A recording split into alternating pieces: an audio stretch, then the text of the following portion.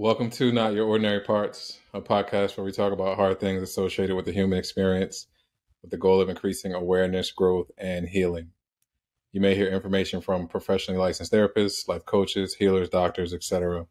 This information is not medical advice or therapy and is not meant to replace actual therapy or instructions given by a doctor or personal therapist. I'm your host, Jalon Johnson. My guest today is Christy Collins. Christy is a behavioral health therapist who helps her clients through trauma, depression, anxiety, abuse, gender issues, codependency, and relationship problems.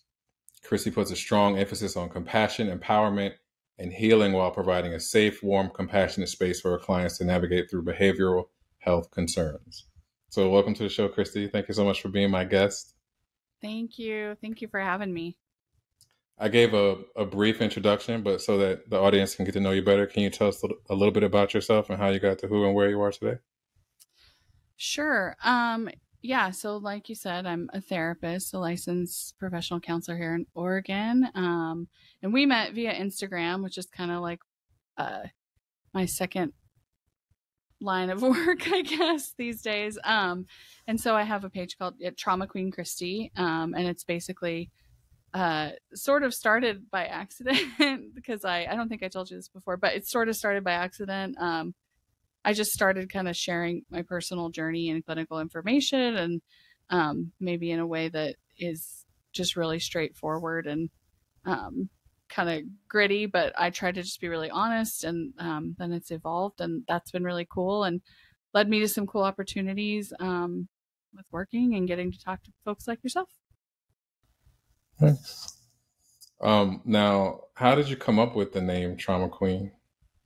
Obviously it's a play on drama queen, but yeah, and I guess that's the background piece too, as well as that I am a complex trauma survivor myself, and I really focused in on trauma specifically because throughout my career in like county mental health, community mental health, acute psychiatric, emergency psychiatric, etc., everything was really focused on a lot of diagnostic criteria. And when I really looked at people and started hearing their stories, I just was like, it's really like what has happened to folks, what we've been through that leads us to these places. And so I decided to kind of focus in on trauma, attachment, and relationships, because to me, that seems like there was a common thread amongst most people. And anyway, and that's how the Trauma Queen was born. See, when we were kind of getting to know each other, you told me a little bit about your background and how you became a complex trauma survivor. I know that it was a lot to go through, and there were some family issues that you had there. So one of the questions I wanted to ask is, how have you been able to balance parenting your children while allowing them to have a relationship with family members that you may have had some issues with growing up? Yeah, that is an interesting question. So yeah, a little bit of my background. I always make the joke that my story could be like a bad HBO miniseries because it's so in depth, and was born in Appalachia to like teenage parents, and kind of the history of poverty and domestic violence and addiction, and all the kind of stereotypical things that go with that background. And then when I was 12, I was put into the system after growing up in different homes and on the streets with my mom, who was an addict, and prostituting and using drugs actively, and my dad, who was very abusive. And I ended up on my own at 16 and kind of worked my way through school. And this is like a nutshell story because it's like obviously way more in depth, and there's a lot more nuance to the healing process than what I'm, lending to in this current moment. And so it's been interesting though, because for me, my mother is deceased, and so I don't have connection with her side of the family. I think most of them are, but also, my dad isn't, and I cut him out of my life that literally when my twins, who are now almost 13, were born. within a couple of weeks of them being born. And what was interesting about that process is that I kept him in my life, I think, because it's really innate in us to want to have a relationship with our caregivers and to want to have some familial background. But I was kind of doing a really unhealthy dance even up to that point, up to my like late 20s. And then when my kids were born, it was like something clicked in me, and I was like, I just have to protect them, like from ever experiencing anything like what I experienced at all costs. So, and that was a really pivotal moment because I had been hesitant, like I think a lot of people who are childhood trauma survivors who have suffered like an extensive amount of abuse and neglect. And I didn't know what kind of parent I would be. I was really apprehensive of how I would be as a mother, if I would be like my own mom, who I really parented her my whole life. And so for me to make the decision to have my own kids and then to immediately realize like that I wasn't like that was a really healing moment. The flip side is that something happened, and I've talked to a lot of clients about this for me, and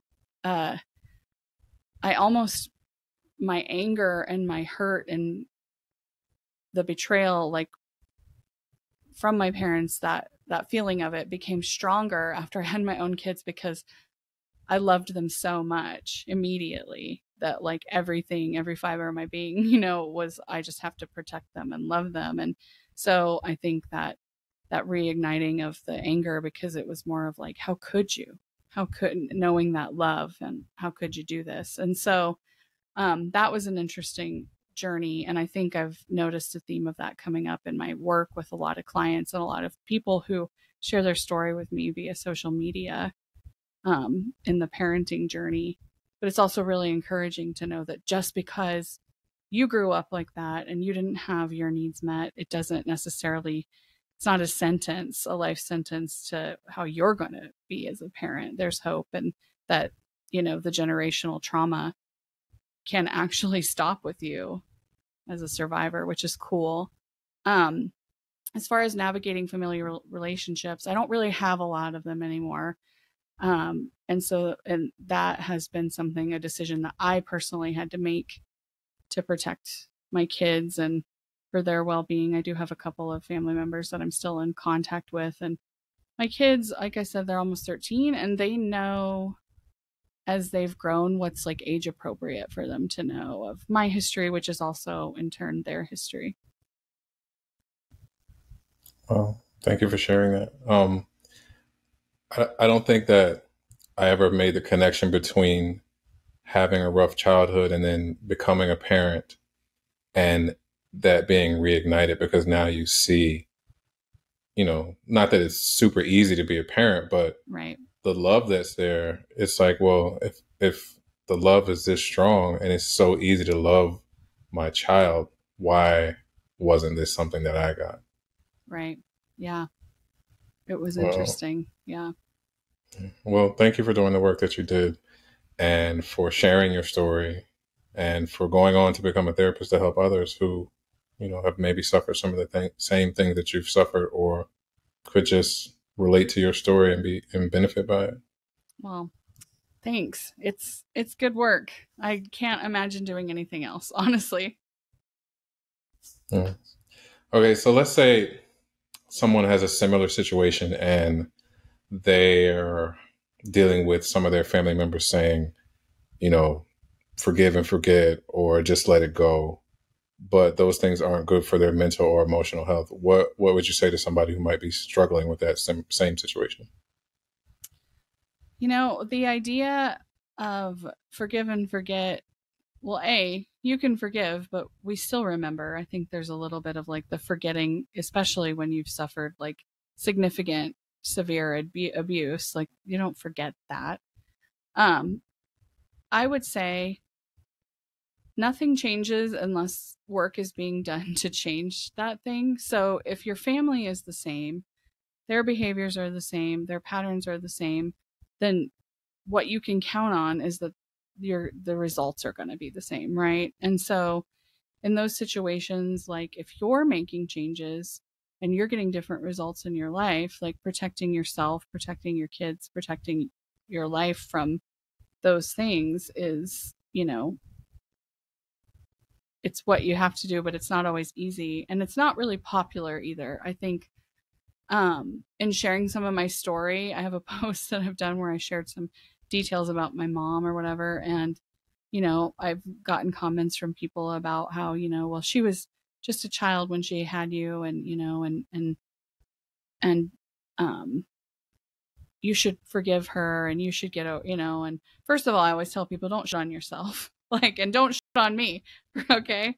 So like, and I'm like, it's not that cut and dry. I think that forgiving for your own sake is one thing in your journey, but making better choices for yourself and for your kids is a whole different ball game. And if family members are showing up differently, if they're doing work, if they're making changes, if they're taking ownership, I think that's a big piece of the puzzle, right? Because no one in my family, my parents, I guess we'll say, took ownership. It was always kind of like blaming and the same behavior patterns over and over again, and the smear campaign if you do stand up, and those things. And so that's just a guarantee that if I were to put my own children in that situation, or continue to put myself in that situation, the results would be the same. That said, someone doing work and taking ownership and having remorse, I think those are the situations where maybe you can look at having more of a relationship and what that looks like. And it still doesn't have to be, we have this idea of, well, they're your family, you have to treat them this way. Like, we get to decide. We get to make all of these relationships up, and we get to set all the boundaries. So I think a lot of those things that we hear, like that's your blood, that's your family, all of those things, they're really based on like kind of codependent, archaic mindsets that were created in toxic family systems. Oof, you said that. It's so true, because I think, the whole blood is thicker than water thing, and that you're supposed to just forgive and keep forgiving and keep forgiving. I don't know where that came from or how it started, but I'm glad that we're having conversations about it now that, you get to make the decision about who is in your life, what relationships you allow, and, what makes you comfortable. Yeah. And what's safe? I mean, physically Right. and emotionally, right? Yeah. Exactly. That emotional component, I don't think was there back in the day. It was just you keep things in the family, you make sure the neighbors don't know what's going on, and you try and look perfect when you're out in the streets, and that's basically it. Mm-hmm. Yeah, for sure. So another old saying that is kind of archaic as well is what doesn't kill you makes you stronger. How do you feel about that? You agree or disagree, and why or why not? I think it's like that answer to that would be like two-sided. I'm like, well, sure, what we survive, it's like all the memes out there that's like, what doesn't kill you gives you like a dark sense of humor and an unhealthy set of coping mechanisms kind of thing. I think the idea that I put a post up about this not long ago, that like my trauma and the ways that people have mistreated me is where my strength comes from, is a little bit backwards. And I'm like, no, it's not from them. It's not from those experiences. Like, that's from me and how I responded to that, and I'm using myself as reference, but I'm meaning in general, for all of us that have been through that. We survive because of how we showed up for ourselves and the work that we put in, and the way that we pulled ourselves out of the mud. And so I'm like, I'm really slow to credit like my trauma or the things that caused me pain for making me stronger.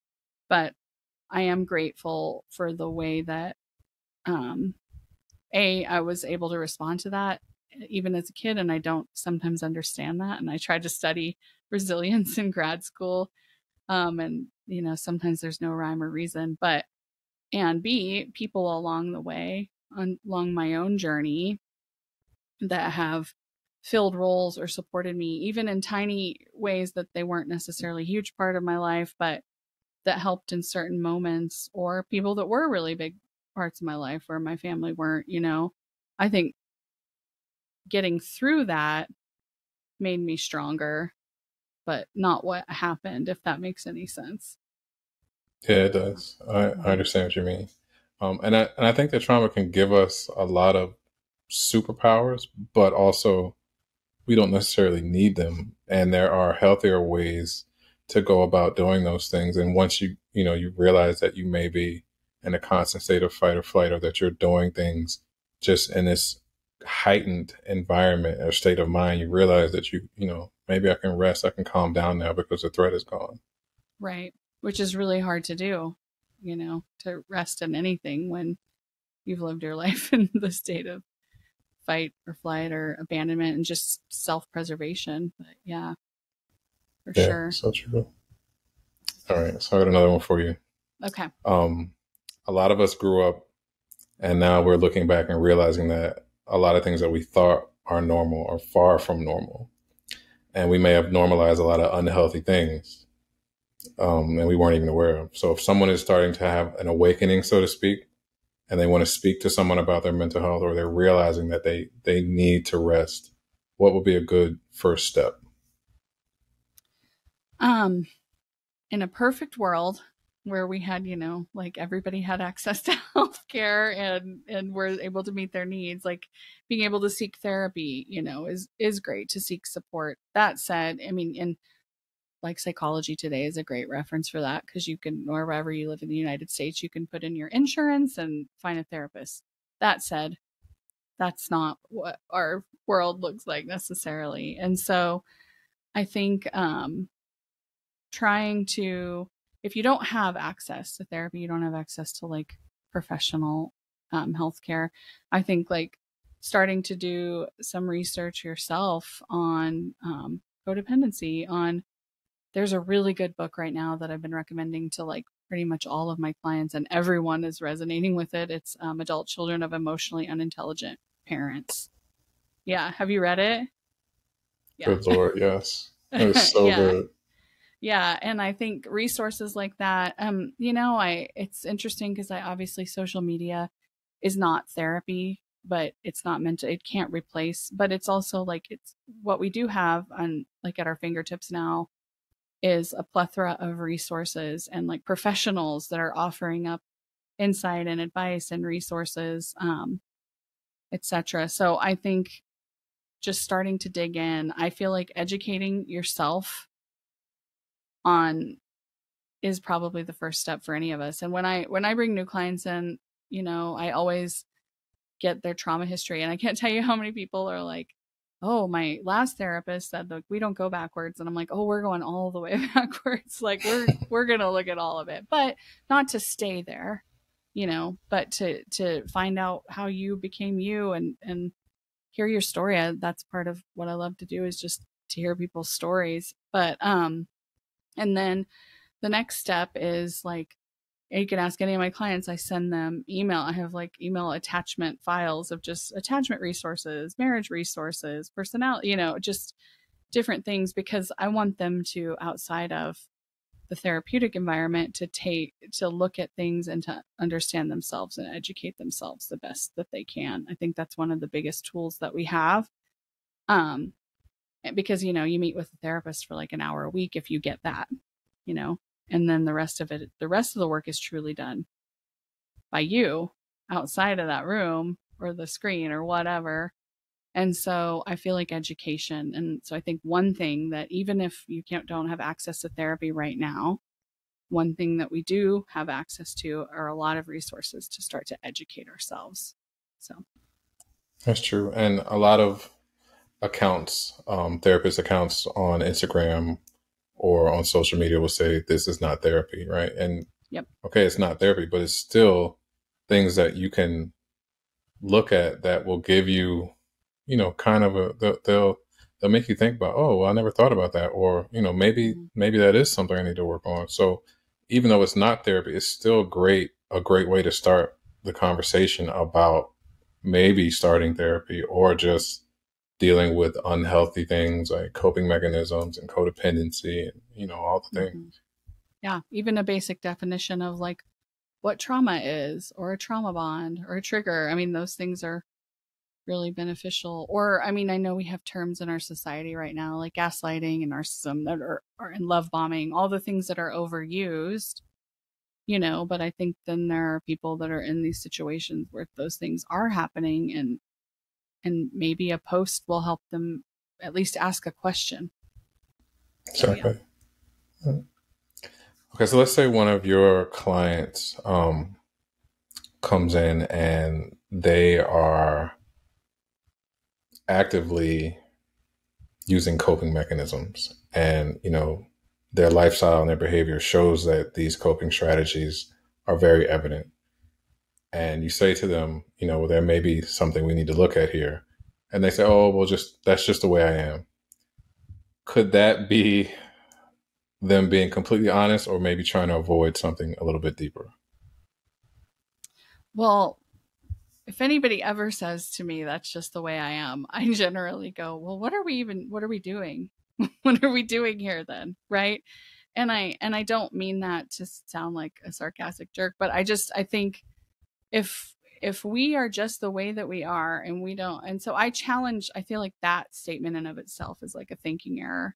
And so I'm like, well, if that's just how we are and we don't have the ability to like change and grow, then what's the point of any of this, And generally, I've never had somebody, I mean, maybe like a teenager in like the public sector that was court mandated for alcohol or something, but as in the realm that I'm in now, where people are showing up because they want to make changes and they're like looking at things seriously, I've never had somebody say like, yeah, good point, I guess I'm just done. Like, usually that provokes obviously a lot more conversation and thought, and then we look at like, then I'm going to throw some brain science at you of how we can literally reroute our neural pathways and how we do that and what that looks like. But it also takes the jumping off point of like wanting to do it and show up, and I always tell people, this is your dream, I'm just in it. So, if you want to do this work and like, go through this, like, I'm here for it, but also like, this is your journey. I think when people realize that therapy is more about personal work than the therapist actually showing you what to do, because therapy can be referred to sometimes, or therapists can be referred to as just kind of a guardrail to kind of challenge your thinking and keep you, in between the lines. And it's more of an inside job. And I think, like you said, when people are showing up because they want change and they want to be different and want to be better, that is where the work really starts. Yeah, for sure. And I mean, gosh, I sure wish I had a magic wand like to use on myself and all y'all, you know what I mean? And I always tell people that, and I'm like, I don't, and I have some answers, but also I only have as many answers as you do, if that makes sense. Like, you've got to show up and then I can show up too. But yeah. That made a lot of sense. That's pretty deep. Yeah, because you can only, right, as much as someone is willing to share or offer to you, you can only help them with that. So. Yeah. So this is your dream. I'm just in it. That's cool. All right. So one of your posts said, trauma creates blind spots in your intuition. When you're triggered, things may not be as they seem. What does that mean exactly? Ooh, that one, all my posts come from, and that's part of, I think, how they resonate. They come from my own personal experience, and I think those of us that have survived complex trauma, and just sometimes just personalities in general, like, we can be highly intuitive, and we can trust, especially when we've grown up and we've learned to be hypervigilant about people, and we're really aware of our surroundings, and our intuition is sharpened. But something happens to us when we get triggered, and our nervous system and our amygdala gets hijacked, and we're in fight or flight, like you referenced earlier. Where when I say it's a blind spot, it's because our thoughts, and this is tricky, our thoughts are not they're not necessarily accurate. We can't trust them as much in that moment when we're really activated, when our nervous system is activated and we're triggered. And so we can tend to like be more suspicious and hypervigilant and 100% sure we know that something is harmful or something is bad. And it's because of that it can be conscious or subconscious or both trigger. And we make decisions or we react from that point. And it's really, it's hard because it's hard to learn in those moments that we can't trust our own thoughts, because that's nobody wants to ever be told that or believe that. But I think there's also some serious peace in healing and learning to understand that and to like be able to step back or ask questions or do opposite action of what, you know, you would normally do. So if you normally attack, maybe pause. And if you normally retreat, maybe show up and ask questions. And so, and we can learn skills within that moment to get clarity, you know, and I myself included, I mean, I think most trauma survivors have experienced this in some capacity, where later we're like regretful or we realize that, you know, our thoughts were not necessarily facts, but based on this kind of somatic response that we were having. I never really realized how deeply entrenched the nervous system is and what we do. I mean, I didn't even really know what the nervous system was outside of like, you know, getting nervous at a ball game or something. But right. The more you learn, you start to realize, like, you know, how you said the amygdala can become hijacked and how the brain and the nervous system really are, they're programmed based on our lived experiences, and that, you know, we react based on a moment that may have been years ago because the brain remembers that threat. So in those moments where our nervous system is just completely out of whack, like you said, there will be those blind spots because now we're not thinking, we're just reacting. Mm-hmm. Yeah. And it's tough, but it's one of the most useful things, I think, if we can get a hold of that in some way, shape, or form. And it might look different and it might look messy. It might look different every time, is what I'm saying. Like, it's good to have like a toolbox in that situation, because you can try something one time and the next time that doesn't work and you go to something else. But if we can learn to get a hold of that in that moment, that response, like, it can save us a whole lot of like stress and trouble. But it's tough. It's a big skill. Yeah.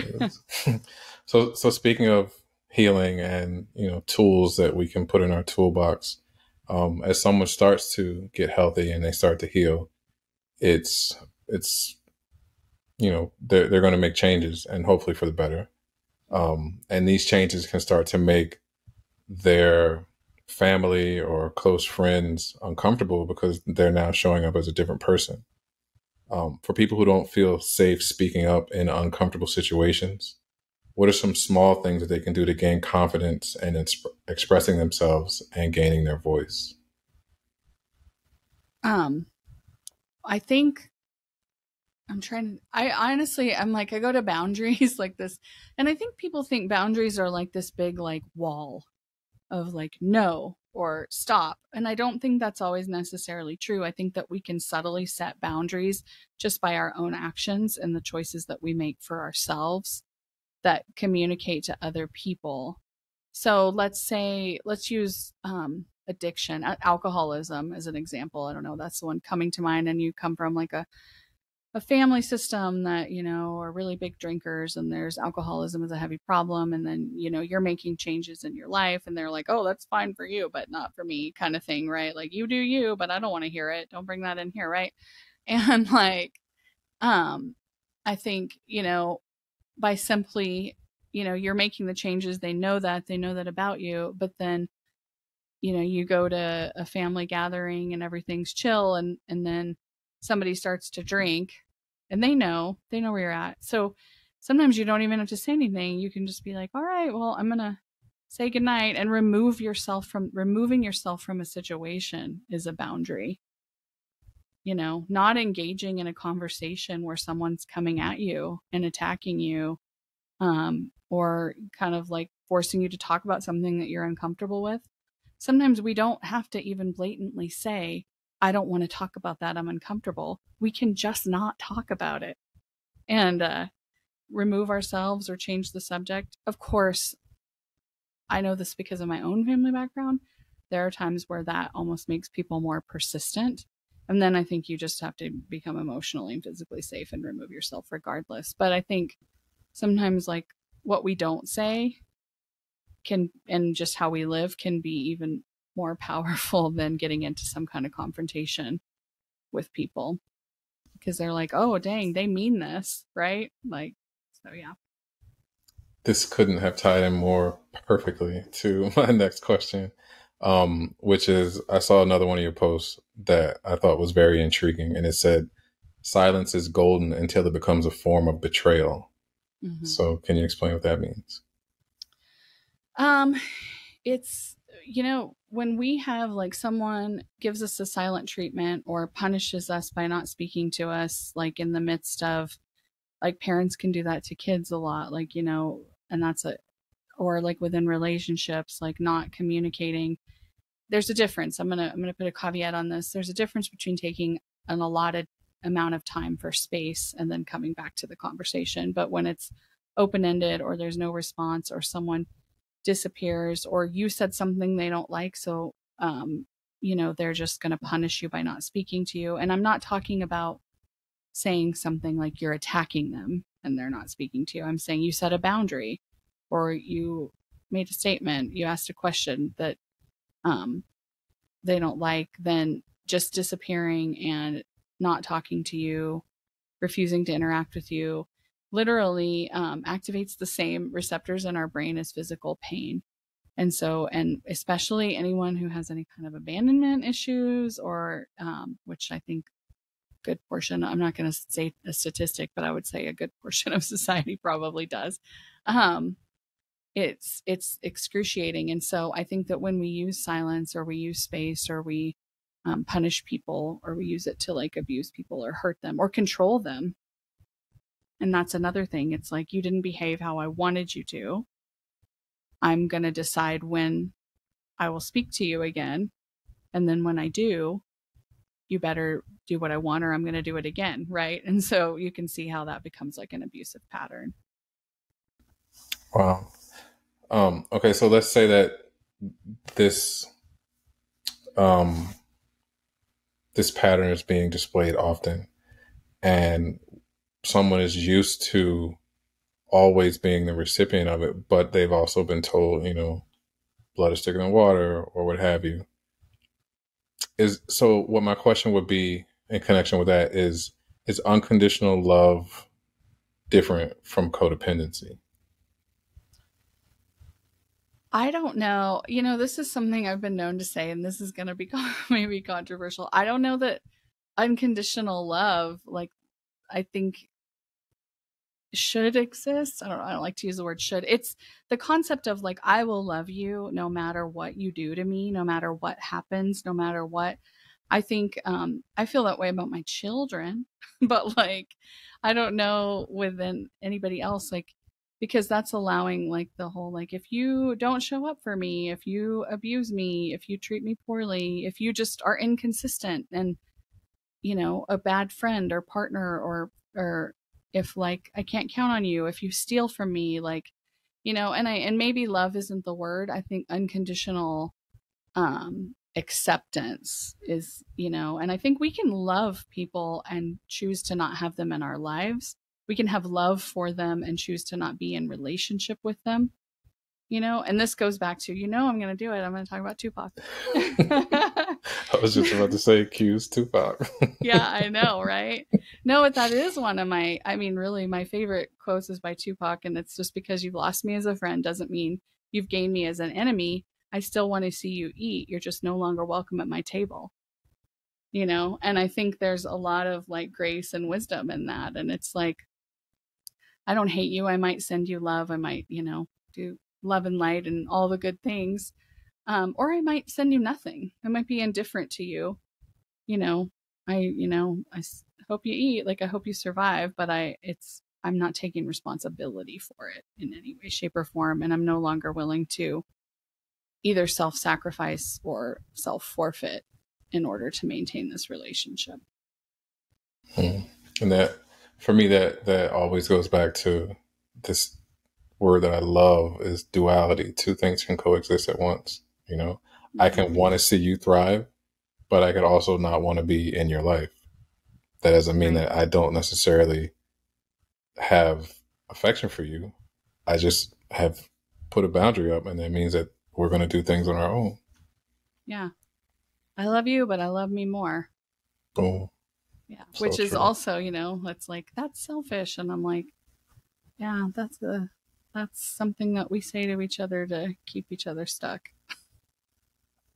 So if some boundaries are established in a relationship, or if you're expressing your needs or being vulnerable or speaking your truth can ruin, quote unquote, a relationship, does that mean that the relationship was already in trouble to begin with?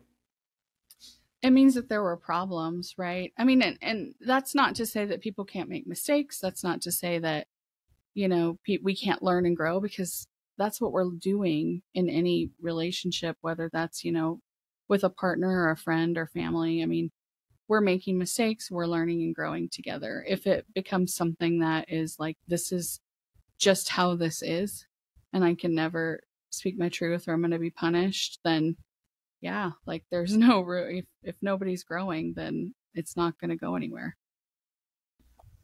So if someone gets to a point where they have to choose between their emotional and mental health, or staying in these unhealthy, toxic relationships, whether it's with friends or family members, how hard can it be to choose yourself if you've been taught to be selfless, or if love has been taken away from you, or even if being taken care of is dependent on staying in these type of relationships? It's excruciatingly hard. I mean, it's like walking away from, like for me, I'll give the example of walking away from my mom when I was 17 years old, in the last like drunken rage, threatening to kill herself that I had seen her in my life. And calling someone in the middle of the night to come and get me and take me to a safe place. Like it felt like, I mean, I've written a little bit about this, and I hope at some point to write more, but it was like, there's like a fiery thread connecting us that like I had to like break. And I mean, here I am all these years later, and it's still painful to not have had that relationship in my life. That said, I firmly believe that that was a turning point for me in my own healing and becoming the person that I am today. Firmly believe that was the thing that saved me from like a path that, could have been similar to hers, or just kind of being caught up in that cycle for years. But it was really difficult. I bet. I don't know if I could have been in the same situation as you and had the same outcome. So I wanted to give you a lot of praise for your strength and for the hardship that you endured and where you are now. Thank you. I appreciate it. I don't even know. It's like those, you're like, you just keep putting one foot in front of the other, and then you're like, somehow I survived that. And yeah, I'm really grateful. And to speak to what we said earlier, with what doesn't kill you makes you stronger. But I do believe that, of course, like, I'm not going to say like, I'm so glad my childhood happened the way that it did. Of course, like, it would have been lovely to have, a healthier situation. I don't even dare use the word normal, because what does that even mean? But, but at the same time, though, I am grateful, because now that realm of experience makes me like so much more empathetic and able to like help other people. So that's like a silver lining, I guess. Yeah, for sure. So if you could use your platform to encourage someone who's struggling or maybe on the fence with talking to a therapist or a coach about their feelings or emotions, or just feel stuck, what would you say?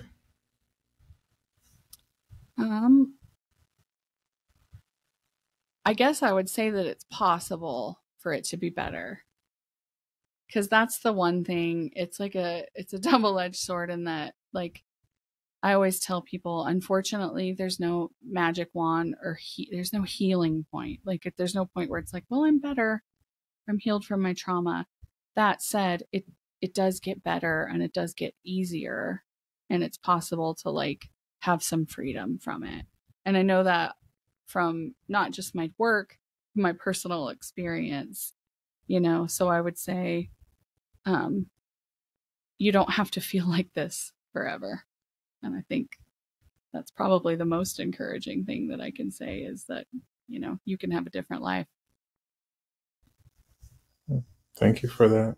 Thank you for this. I know we've been trying to do this for a minute now, so Yeah. I'm glad we were able to. I'm glad that I found you on Instagram and started following you, because I love your work and your story is amazing, and your journey to get to where you are now is just, it speaks volumes. So thank you for doing the work to get here and for sharing.